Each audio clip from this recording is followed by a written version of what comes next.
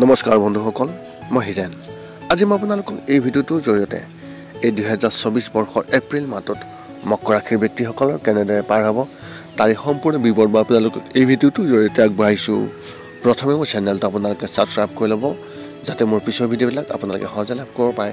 লগতে মোৰ ভিডিঅ' যদি ভাল লাগে তেন্তে লাইক আৰু শ্বেয়াৰ কৰিব, কমেণ্ট কৰি আপোনালোকৰ মনৰ ভাৱ প্ৰকাশ কৰিব। এতিয়া মূল বিষয়লৈ। মকৰ ৰাশিৰ ব্যক্তিসকলৰ এই এপ্ৰিল মাহটোত এওঁলোকৰ পাৰিবাৰিক জীৱনৰ ক্ষেত্ৰত এনেধৰণৰ। এই মাহটো আপোনাৰ পাৰিবাৰিক জীৱনৰ বাবে অসুবিধাজনক হ'ব পাৰে। আপোনাৰ মাক বা পত্নীৰ সৈতে কিছু সময়ৰ বাবে মাতৃগৃহলৈ যাব পাৰে, যাৰ বাবে ঘৰটো অলপ বিশৃংখলিত হোৱাৰ সম্ভাৱনা অত্যন্ত প্ৰবল। যদি ঘৰত এজন বৃদ্ধ ব্যক্তি থাকে তেন্তে তেওঁৰ স্বাস্থ্য বেয়া হৈ থাকিব পাৰে, গতিকে আপুনি সেইটো মনোযোগ দিব লাগিব। যদি ঘৰত সকলো সুখী আৰু শান্তিপূৰ্ণ হ'ব আৰু কোনো ধৰণৰ সমস্যা নহ'ব, কিন্তু মাহৰ তৃতীয় সপ্তাহত আদৰ্শগত পাৰ্থক্য কাৰোবাৰ সৈতে আহিব পাৰে। যদি আপুনি শীতল মনেৰে কাম নকৰে তেন্তে এই পাৰ্থক্যবোৰে পিছত এক ডাঙৰ সমস্যাৰ সৃষ্টি কৰিব পাৰে। ব্যৱসায় আৰু চাকৰিৰ ক্ষেত্ৰত এনেধৰণৰ।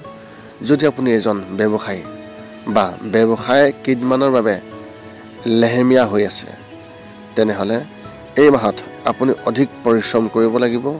যদি আপুনি এই মাহত ভালদৰে কাম কৰে তেন্তে বিষয়টো সম্পন্ন হ'ব আৰু ব্যৱসায়টোৱে এক নতুন গতি লাভ কৰিব। এই সময়ছোৱাত আপোনাৰ মন শান্ত ৰাখিব আৰু ধৈৰ্য সহকাৰে কাম কৰিব লাগিব। যদি আপুনি ব্যক্তিগত হিচাপে কাম কৰে, কাৰ্যালয়ত কিছুমান লোকৰ আপোনাৰ প্ৰতি ঈৰ্ষা অনুভৱ হ'ব পাৰে। তেওঁলোকে আপোনাৰ বিষয়ে ভুল ধাৰণা বিয়পাবলৈ চেষ্টা কৰিব। এনে পৰিস্থিতিত আপুনি নিজকে কাৰ্যালয়ত ৰাজনীতিৰ পৰা আঁতৰাই ৰাখিলে অতি ভাল হ'ব। কেৱল আপোনাৰ কামত মনোযোগ দিয়ক আৰু আন একোতে মনোনিৱেশ নকৰিব। শিক্ষা আৰু ক্ৰীড়াৰ ক্ষেত্ৰত এনেধৰণৰ। বছৰটোৰ এই মাহটো ব্যৱস্থাপনা পাঠ্যক্ৰম কৰা শিক্ষাৰ্থীসকলৰ বাবে অলপ কঠিন হ'ব পাৰে। এই মাহত কিছুমান চাকৰি আপোনাৰ হাতৰ পৰা ওলাই যাব পাৰে।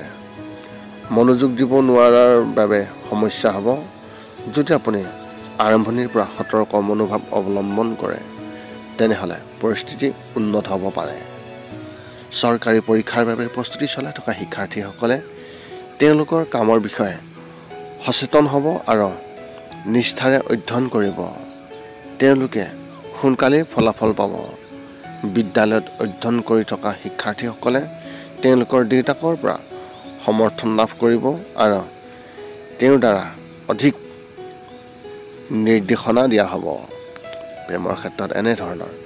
এই মাহত আপুনি আপোনাৰ প্ৰেমিকৰ সৈতে লগ ল'ব লাগিব আৰু আপুনি তেওঁলোকৰ সৈতে ভাল সময় কটাব পাৰিব। দুয়োৰে মাজত পাৰস্পৰিক প্ৰেমো বৃদ্ধি পাব আৰু পুৰণি ভুল বুজাবুজিৰ আঁতৰ কৰা হ'ব।